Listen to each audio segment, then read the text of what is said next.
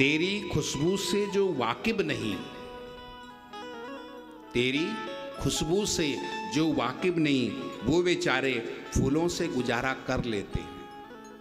तेरे परम प्रेम से, जिनको तेरे परम प्रेम का स्वाद नहीं मिला है ना, वो इस संसार के स्वाद में पड़े रहते हैं। लेकिन जिसको तेरे परम प्रेम का स्वाद मिल जाता है, उसके लिए संसार बिल्कुल बेकार हो जाता है।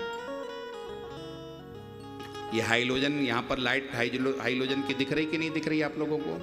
एक उदाहरण मैं आपको दे रहा हूँ। हाइलोजन की लाइट दिख रही है ना? क्यों दिख रही है? क्योंकि थोड़ा यहाँ पर अंधेरा है, इसलिए हाइलोजन की लाइट दिखाई दे रही है। और इसी हाइलोजन को यहाँ से निकाल करके सूर्य के सामने खड़ा कर दो, इसकी लाइट दिखाई देगी? नहीं दिखाई।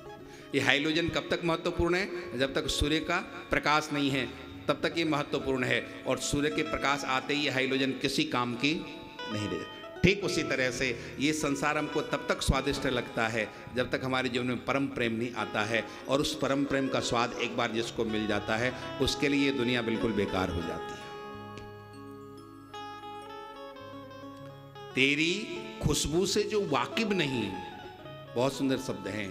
तेरी खुशबू से जो वाकिब नहीं है, वो बेचारे फूलों से गुजारा कर लेते हैं। अहेतुक्य हमारी भक्ति हो और उस भक्ति में कोई भी कामना ना हो, कोई भी मांग ना हो। और अप्रतिहता, अप्रतिहता का मतलब है सतत चलने वाली भक्ति हो। एक दिन की और 4 दिन नहीं की, ऐसा नहीं, लगातार जो भक्ति चलती है वो सर्वश्रेष्ठ भक्ति है। हम परमात्मा की भक्ति विशेष समय पर करते हैं। सावन का महीना आ गया तो शंकर जी को चैन लेने नहीं देते हो, बहुत भीड़ हो जाती है। और सावन जी ही गया, उसके बाद शंकर जी के मंदिर में देखने नहीं जाते हो। नवरात्रि में देवी जी को चैन लेने नहीं दिया जाता है, और जो ही नवरात्रि गई मंदिर में जाना बंद हो जाता है।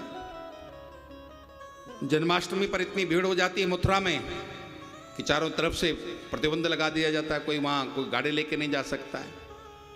नहीं, अप्रतिहता, अप्रतिहता का मतलब है सतत चलने वाला।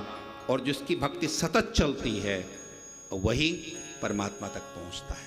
चरई वेति, चलते रहो, भक्ति सतत करते रहो। भक्ति में विराम नहीं। दुनिया के और कामों में विराम हो जाए, दुनिया के और काम छूट जाएं, चलेगा, लेकिन हमारी भक्ति नहीं छूटनी चाहिए। बहुत से लोग कहते हैं कि घर में महाराज जी सूतक पातक हो गया, किसी का जन्म हो गया, किसी की मृत्यु हो गई, उस समय मंदिर में पूजा नहीं हो सकती। ठीक है, कर्मकांड नहीं हो सकता है, लेकिन मन को तो ठाकुर के चरणों में लगाए रखो ना। आप प्रत्यक्ष पूजा नहीं कर रहे तो अप्रत्यक्ष करो कि हम भगवान के सामने बैठे हैं, भगवान को हम आरती दिखा रहे हैं, भगवान को हम नैवेद्य चढ़ा रहे हैं, मानसी पूजा करो। मतलब ये है कि प्रत्येक परिस्थिति में हमें परमात्मा को अपने साथ रखना है, एक क्षण के लिए भी परमात्मा को छोड़ना नहीं। माँ कुंती ने यहाँ पर स्तुति की है कि भगवान मेरी बुद्धि आप में कैसी लगी रहे।